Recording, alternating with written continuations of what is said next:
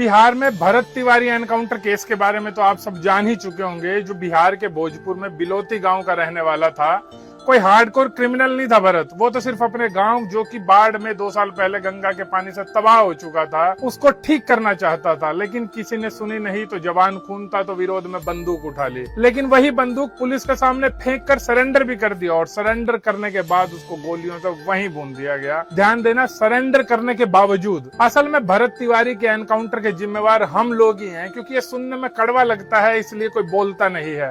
हम लोगों ने ही हमारे पुलिस सिस्टम में एनकाउंटर्स को, यानी एक्स्ट्रा जुडिशियल किलिंग को नॉर्मलाइज कर दिया, इंस्टीट्यूशनलाइज कर दिया है। पुलिस अब भस्मासुर बन चुकी है और हमारे आपके बच्चों को ही भस्म करने लगी है।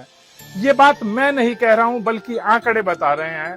पिछले 9 सालों में अगर अकेले उत्तर प्रदेश का मामला लिया जाए तो 17,000 से ज्यादा एनकाउंटर्स हुए हैं। मतलब हर रोज 5 एनकाउंटर्स। इन एनकाउंटर्स में 290 के करीब आरोपी मारे गए हैं और तकरीबन 12,000 आरोपियों के पैरों में गोलियां लगी हैं। ध्यान देना, ये सब लोग आरोपी थे, इन्हें किसी अदालत ने दोषी नहीं मान लिया था। हम लोगों ने एनकाउंटर्स पर इतनी तालियां बजाई, बस पुलिस को लगने लगा कि अब अदालतों की जरूरत ही नहीं बची है और हम ही न्याय करने वाले न्यायाधीश बन चुके हैं। लेकिन ऐसा क्या हुआ कि भरत तिवारी के केस में हजारों लोग उसकी शव यात्रा में निकल पड़े? आरोपी पुलिस वालों के खिलाफ कार्रवाई की मांग करने लगे। क्यों उनको पुलिस के कंडक्ट में कमियां दिखाई देने लगी? क्योंकि अभी तक एनकाउंटर सिर्फ किसी अब्दुल का हो रहा था। जैसे ही कोई मुसलमान पर आरोप लगता तो पूरा देश उसको दोषी मान लेता, आतंकवादी बता देता, उसके एनकाउंटर को जस्टिफाई करने लगता। लेकिन बकौल राहत इंदौरी, ये आग तो सबके घरों तक आएगी। असल में आएगी क्या, आनी शुरू हो चुकी है और भरत उसी आग में मरा है। और भरत के मरते ही अचानक से पूरे देश की कॉन्शियस जाग गई है। अब्दुल मर रहा था तो ठीक था, लेकिन भरत तिवारी क्यों मर रहा है? ये हिपोक्रेसी, यही पाखंड इस देश को बर्बादी के मुहाने तक ले आया है।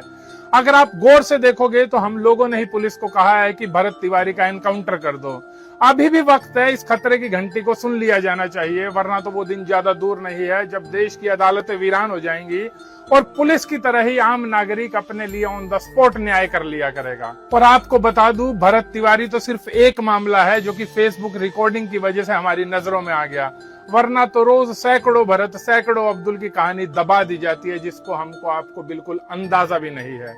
देश में पुलिस जिसको चाहे मार सकती है और ये पुलिस को मारने की ताकत हम लोगों ने ही दी है। यही सच है। जय हिंद।